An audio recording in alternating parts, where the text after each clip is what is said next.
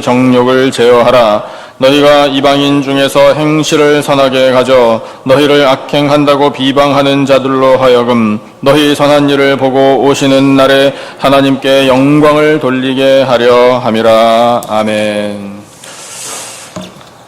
사랑하는 성도 여러분 예수님 믿고 변화 받으셨습니까?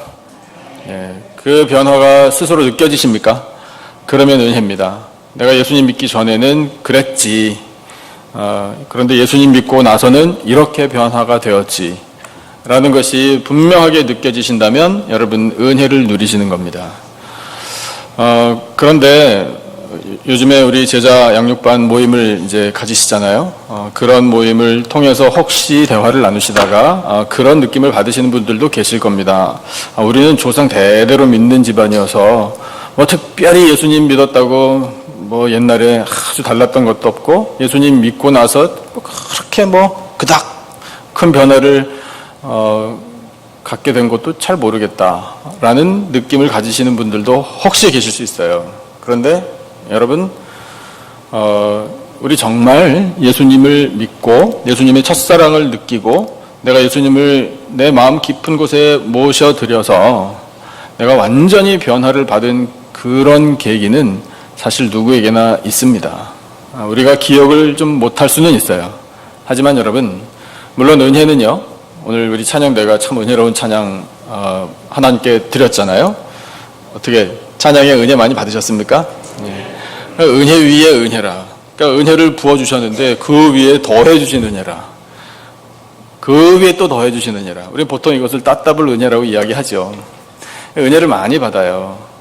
이슬비에 옷 젖는 줄 모르게 은혜를 입고 살기는 살지만 그럼에도 불구하고 여러분 우리가 터닝 포인트는 다 가지고 있는 겁니다. 언제부턴가는 내가 예수님을 믿었기 때문에 변화된 삶을 살고 있는 거예요. 근데 그 변화된 삶을 살고 있는 것을 오늘 말씀을 통해 하나님께서 가르쳐 주십니다. 선포하셔요. 이런 거다 라고 말씀하셔요. 예수님 믿고 변화받는 건 이런 거다. 근데 그것을 정체성으로 표현하십니다. 아이덴티티. 우리의 영적인 이 정체성을 하나님께서 선포하시는 말씀을 우리가 들으면 이런 거구나.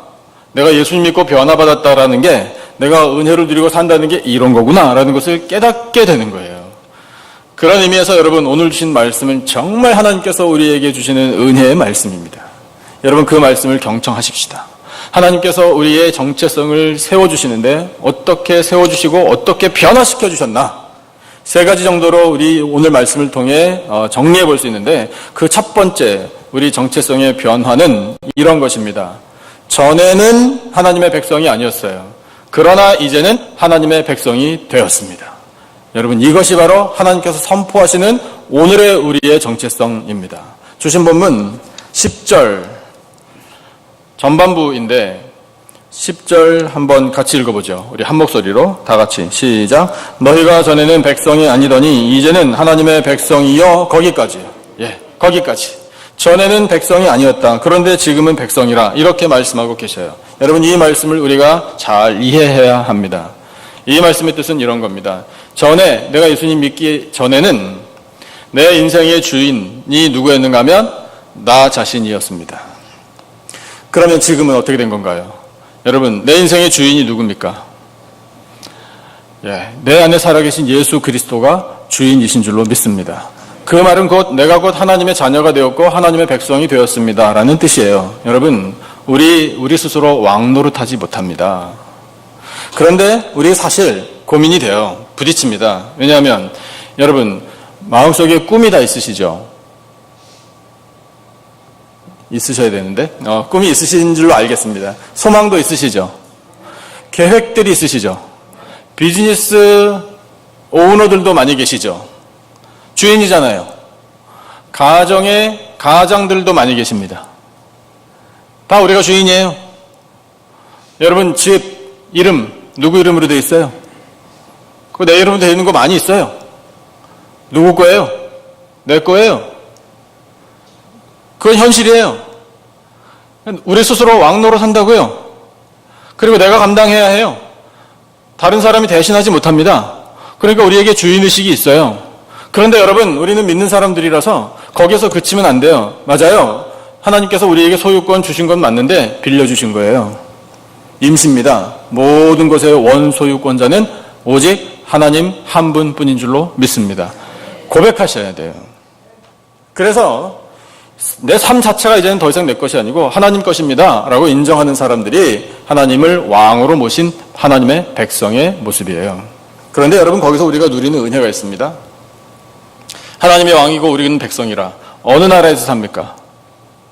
어느 나라? 미국 사는데요. 맞아요. 우리 미국 사는데 하나님 나라에서 사는 거예요. 아멘이십니까? 그러면 우리는 어느 나라 백성이 된 거죠? 하나님 나라 백성이 된 거예요. 할렐루야. 여러분, 이것이 하나님께서 우리의 정체성을 변화시켜 주신 은혜 중의 은혜입니다. 우리가 어떻게 하나님 나라의 백성이 내 마음대로 될 수 있습니까? 우리는 못 돼요. 그러나 하나님께서 마음 먹으시고 하나님께서 하시면 우리는 하나님 나라의 백성이 될 수 있는 겁니다. 왕은 무슨 일을 하는 사람이죠? 다스리는 사람입니다. 세상 왕들이 그렇습니다. 하나님도 똑같습니다. 다스리십니다. 백성들은 그 다스림을 받습니다. 그러나 여러분, 하나님은 세상에 있는 왕들과 달라서 군림하는 분이 아닙니다. 군림하시는 것을 굳이 말씀하실 필요가 없어요. 그냥 백성들이 조아리면 돼요. 그리고 다스리심을 받는 백성들의 태도는 이렇게 되어야 해요. 왕에게 순종해야 돼요. 왕을 잘 따라야 합니다. 그러면 나라가 평안해지는 거예요. 그 왕이 정상적이라면 그래요. 그런데 우리 하나님은 그냥 정상적일 뿐만 아니라 완전하셔요. 하나님께는 실수가 없는 줄로 믿습니다. 전능하신 하나님의 왕이십니다. 그러면 전능하신 하나님의 다스리심을 받는 우리는 그 왕의 말씀만 잘 들으면 무사해요. 왕은 다스릴 뿐만 아니라 백성들을 보호합니다. 백성들의 필요를 채워줍니다. 공급해줍니다. 다르게 표현하면 왕은 백성을 사랑합니다. 여러분, 그래서 우리는 하나님의 백성이기에 하나님의 사랑을 입고 사는 사람들입니다. 그래서 하나님께서 우리의 정체성을 나 하나님의 왕이고 너희들은 하나님의 백성이 이제 되었다, 이렇게 말씀을 하시며 우리로 하여금 은혜를 누리게 하시는 겁니다. 이제 그러면은 우리가 이 하나님의 백성이 되었으니 어떻게 살아야 할 것인가를 깨달아야 돼요. 여러분, 하나님의 나라에 사는 하나님을 왕으로 모시는 하나님의 백성들은 이제 해야 할 일이 딱 두 가지예요. 그런데 사실은 한 가지로 모아져요. 그게 뭐냐 하면 하나님을 사랑하는 거예요. 왕이신 하나님을 사랑하는 것. 그리고 또 하나는 이웃을 사랑하는 거예요. 형제와 이웃을 사랑하는 것. 이것이 각각 다른 것처럼 우리에게 말씀이 들려지지만 결국에는 하나예요. 왜냐하면 눈에 보이지 않는 하나님을 사랑하는 방법은 눈에 보이는 형제 자매를, 우리의 이웃을 사랑하는 것, 이것이라고 말씀하셨기 때문입니다. 여러분, 우리 하나님의 백성이 되었음을 인하여 기뻐하고 감사하고 살면서 왕이신 하나님을 사랑하고 우리 형제와 이웃을 사랑하십시다. 그러면 왕이신 하나님께서 기뻐하셔요. 예수님께서 말씀하셨죠. 유언처럼 남기신 말씀이에요. 내가 너희들에게 모든 하나님의 계명을 다시 알려주마. 근데 이것이 옛날부터 있었던 계명인데 너희들 지금 많이 그것이 희석되어서 다시 얘기해 주기 때문에 너희들에게는 새로운 계명으로 들릴 것이다. 그런데 이 계명이 핵심 중에 핵심이다라고 말씀하신 것이 뭐냐면 너희들 마음을 다하고 목숨을 다하고 힘을 다하여 하나님을 사랑하라. 그 다음에 둘째는 내 몸을 사랑하는 것처럼 너희 자신을 사랑하듯이 내 이웃을 사랑하라. 이 두 가지가 모든 율법의 핵심이라고 말씀하셨어요. 여러분, 그것이 가장 중요한 거예요. 그러니까 우리가 우리의 정체성이 하나님의 백성이 되었다라는 사실을 말씀을 통해 깨달으면 깨달을수록 하나님 감사합니다. 하나님의 은혜 찬양합니다. 하나님을 사랑하겠습니다. 형제와 이웃도 사랑하겠습니다. 라고 결단하고 살아드려야 합니다. 그러면 여러분, 우리를 하나님의 백성으로 삼으신 하나님께서 기뻐하시고 우리에게 더 크신 은혜를 내려주실 줄로 믿습니다. 두 번째 정체성의 변화, 이 하나님의 은혜, 우리가 말씀을 통해 또 깨달을 수 있는데 여러분 한번 찾아보시죠. 10절의 후반절이에요. 가운데 부분부터 보면 전에는 긍휼을 얻지 못하였더니 이제는 긍휼을 얻은 자니라, 이렇게 말씀하고 계십니다. 거기 한번 같이 읽어볼까요? 전에는부터 다 같이 시작. 전에는 긍휼을 얻지 못하였더니 이제는 긍휼을 얻은 자니라. 아멘. 이 긍휼을 전에는 얻지 못했는데 그러나 이제는 긍휼을 얻었다라는 것이 두 번째 정체성의 변화를 통해 주시는 은혜이고 오늘 우리에게 깨달음을 주시는 하나님의 마음입니다. 긍휼은 어떤 건가요? 불쌍히 여기는 마음이에요. 여러분, 하나님께서 우리를 불쌍히 여기시기에 하나님 우리를 받아주신 줄로 믿습니다. 그게 긍휼이에요. 긍휼의 반대가 있어요. 안긍휼. 예, 뭘까요? 다른 말 여러분 아시죠? 무자비예요. 무자비. 다르게 표현하면요, 정죄예요.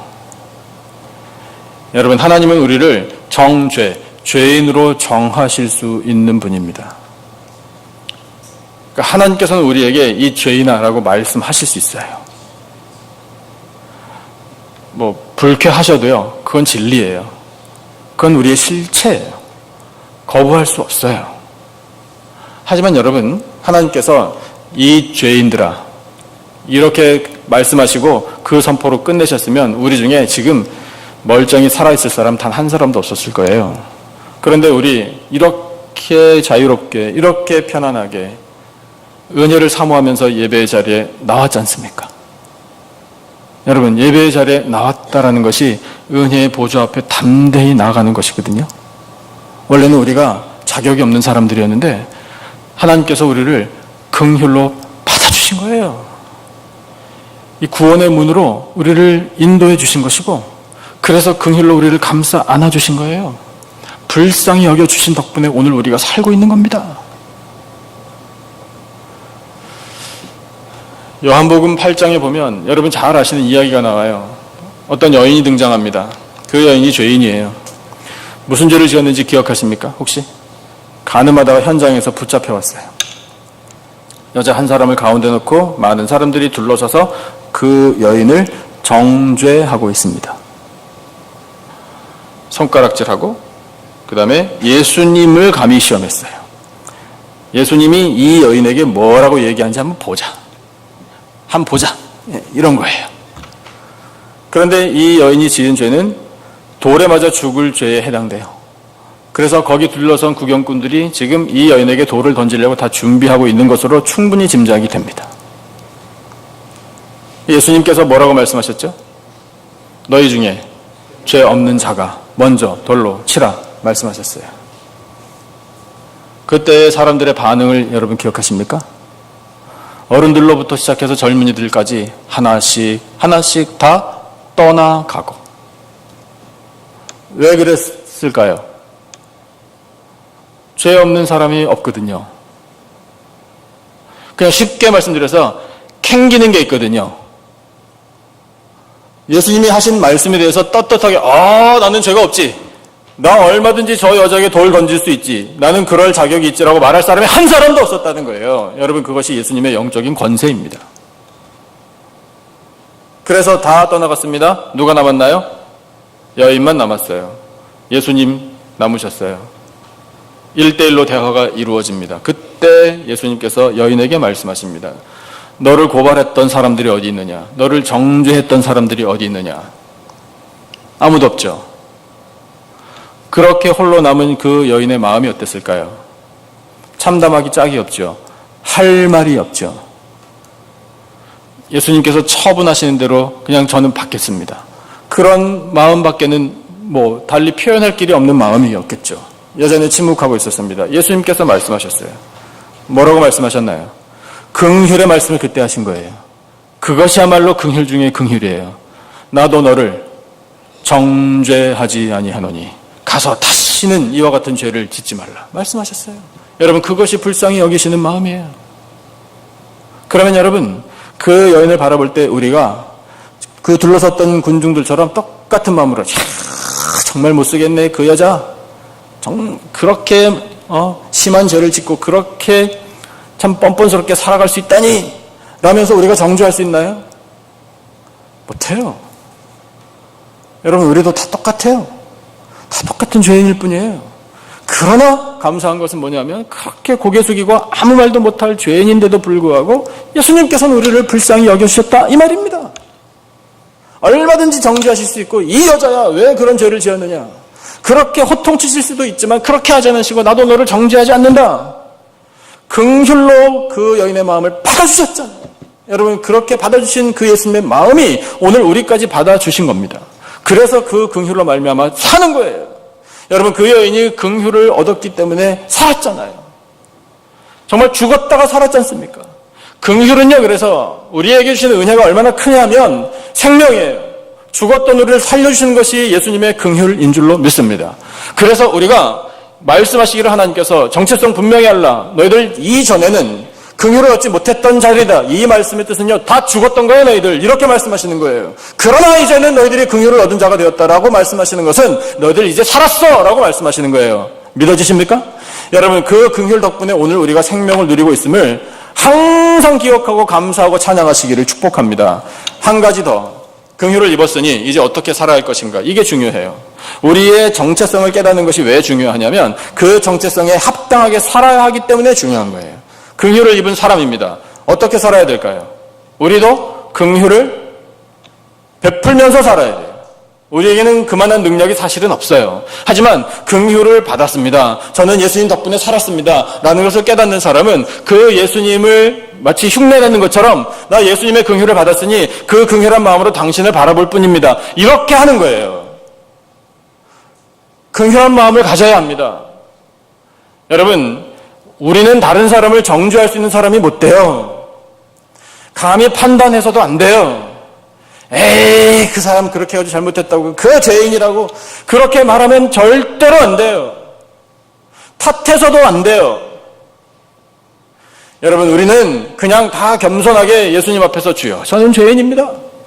그러나 예수님의 긍휼로 말미암아 삽니다. 라고 고백만 하면 되는 거예요. 그런 마음으로 형제, 이웃을, 우리 성도들을 바라볼 때 긍휼한 마음으로, 불쌍히 여기는 마음으로 그 영혼을 받아줄 때 여러분, 그 긍휼이 능력을 발휘해서 생명들이 되살아나고 영혼들이 새 힘을 얻게 되는 것입니다. 그러므로 여러분, 불쌍히 여기자고요.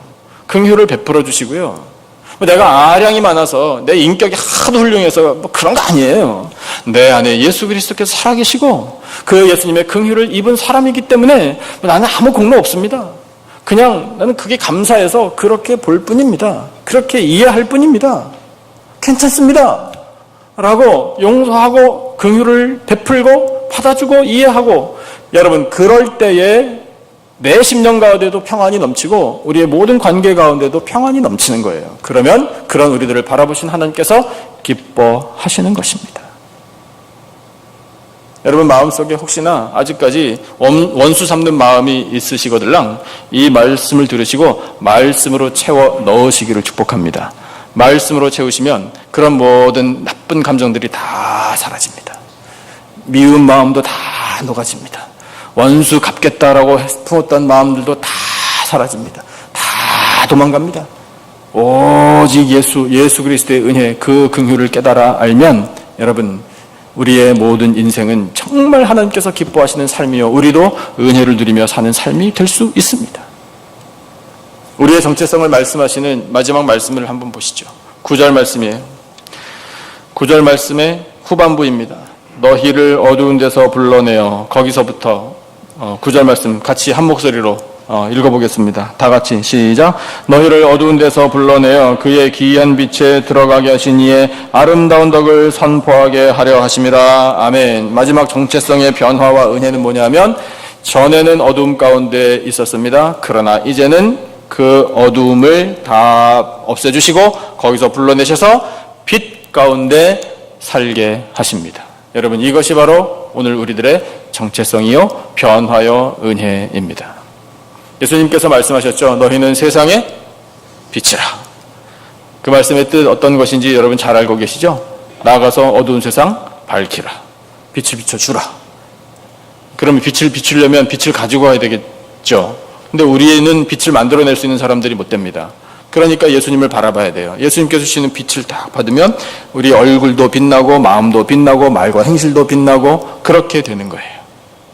한번 보십시다. 여러분 얼굴. 고개 숙이지 마세요.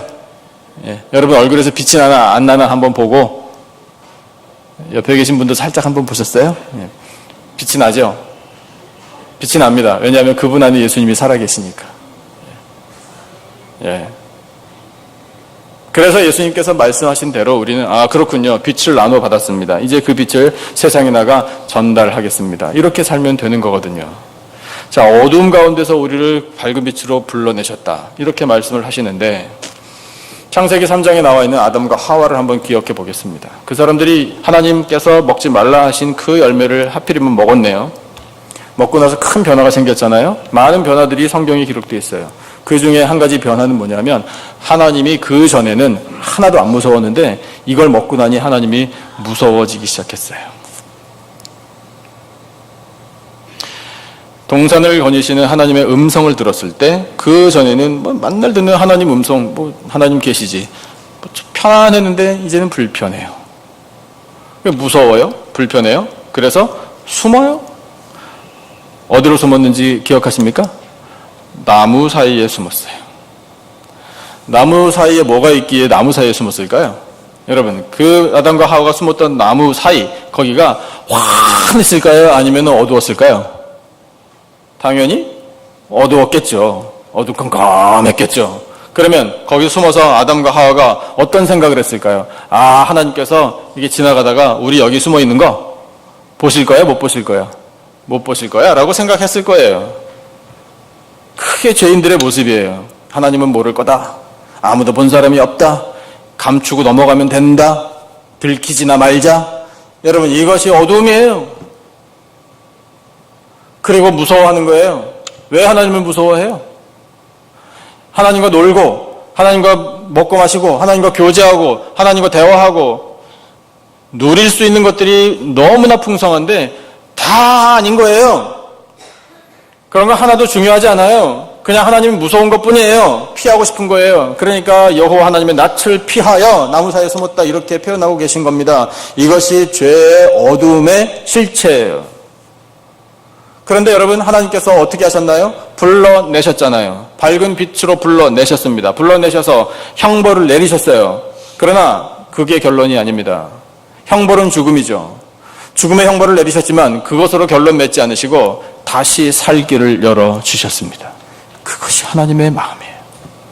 다시 살 길을 어떻게 열어주셨나? 독생자 예수 그리스도에 관한 약속으로, 그리고 오늘 우리에게 예수 그리스도를 보내주심으로 하나님은 그 살 길을 다시 열어주신 것입니다. 그래서 예수님께서 세상에 오셨어요. 하신 일이 뭐냐면 어두움 가운데 처한 영혼들을 불러내시는 거예요.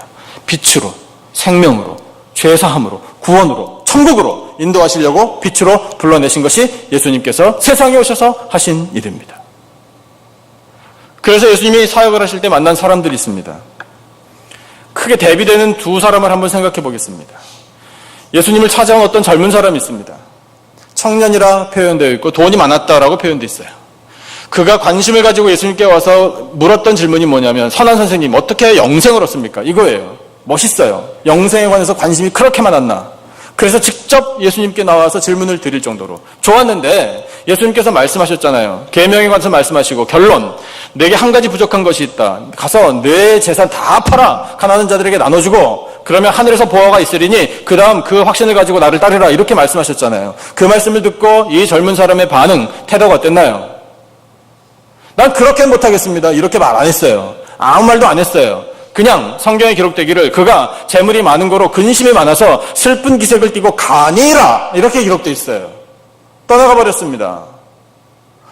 여러분, 그 사람은 어두운 데서 예수님이 굳이 불러내지 않으셨는데도 물론 이끌어 주셨죠, 영으로. 그래서 성령께서 이끌어 주셨기 때문에 지금 밝은 빛으로 나와 구원을 얻을 수 있는 기회였는데 그것을 스스로 박차버린 거예요.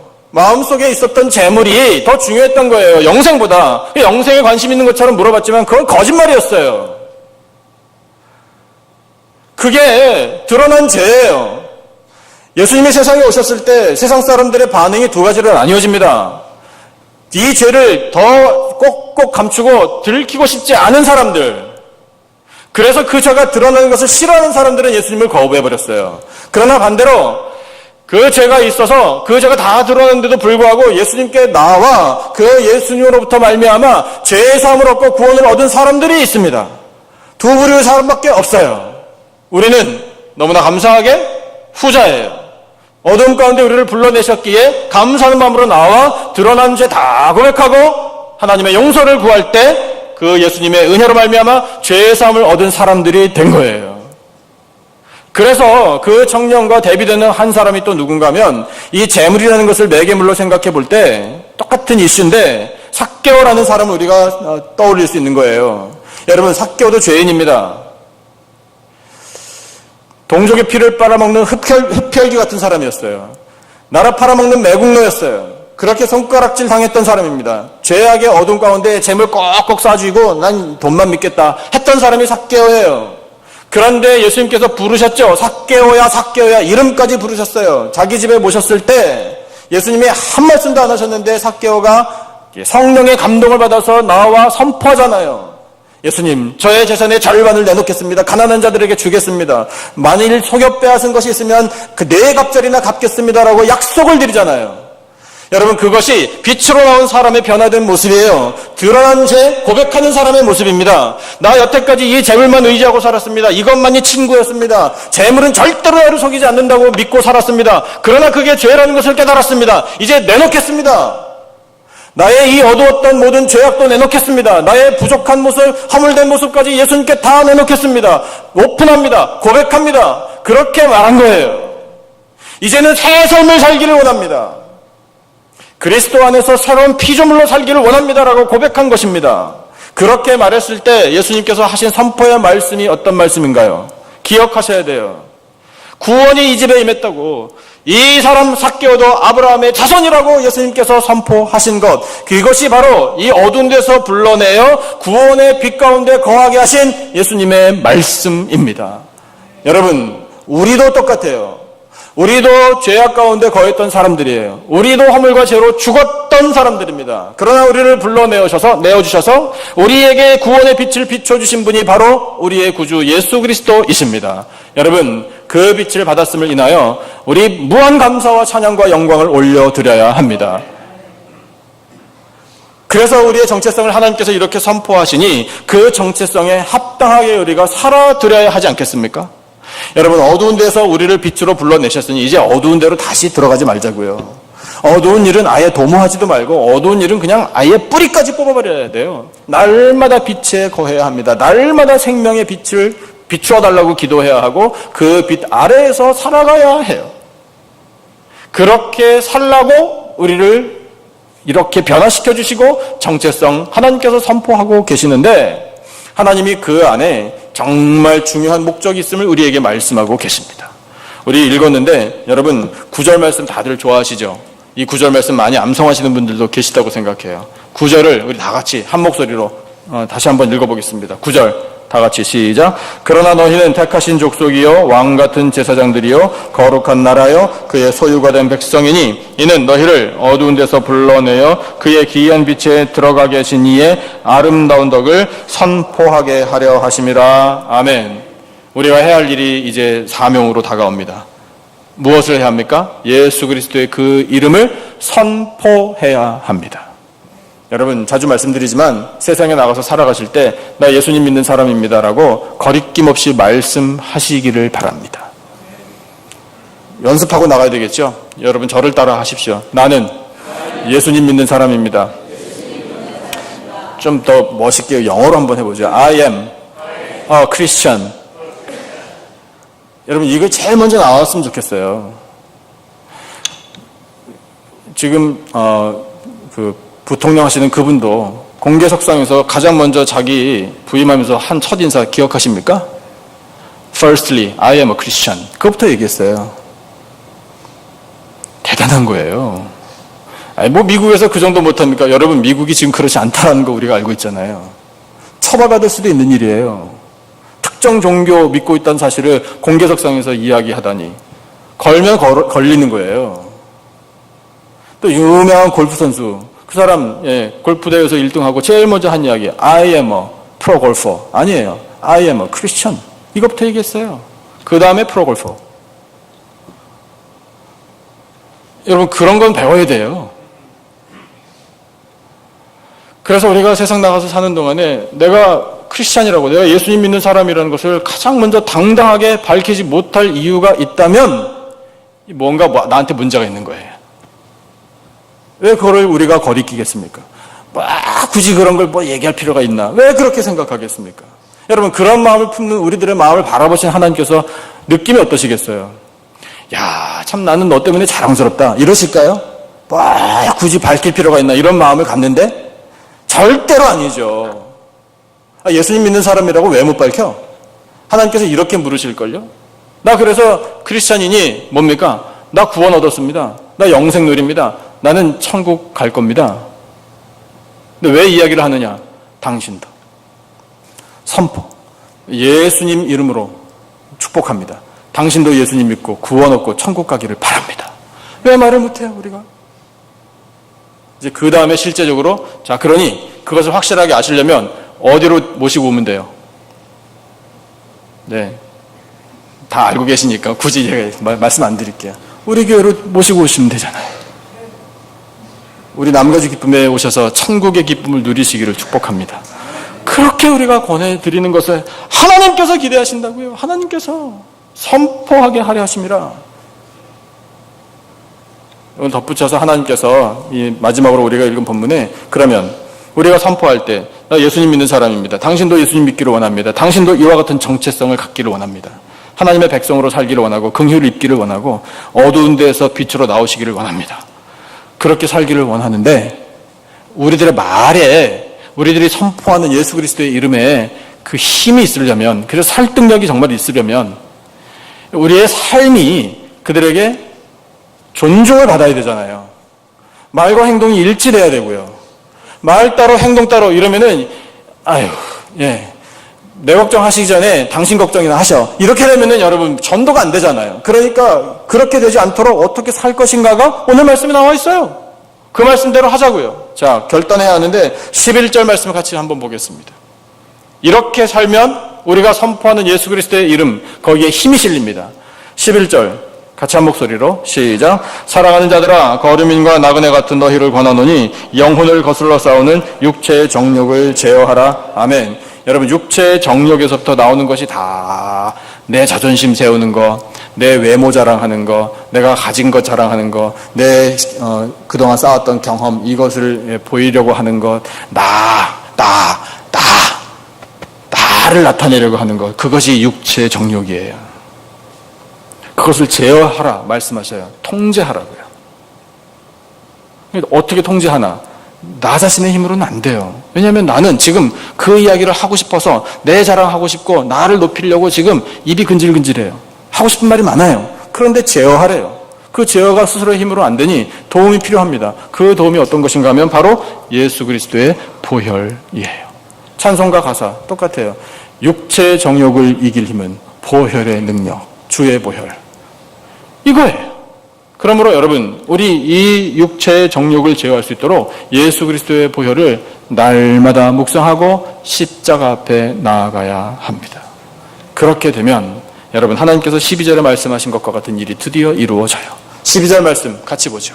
12절 다 같이 한 목소리로 시작. 너희가 이방인 중에서 행실을 선하게 가져 너희를 악행한다고 비방하는 자들로 하여금 너희 선한 일을 보고 오시는 날에 하나님께 영광을 돌리게 하려 함이라. 아멘. 오시는 날, 누가? 예수님 다시 오시는 그날 하나님께 영광을 돌릴 수 있는 방법은 우리가 오늘 이 정체성을 기억하고 우리 정말 선한 행실로 우리 육체의 정욕을 예수의 보혈로 제어하면서 살 때, 그러면서 예수 그리스도의 이름을 선포할 때 하나님께서 영광을 받으십니다. 여러분, 우리의 정체성이 보통 일이 아니에요. 우리 모두 전에는 하나님 백성 아니었는데 그러나 이제는 하나님의 백성이 되었습니다.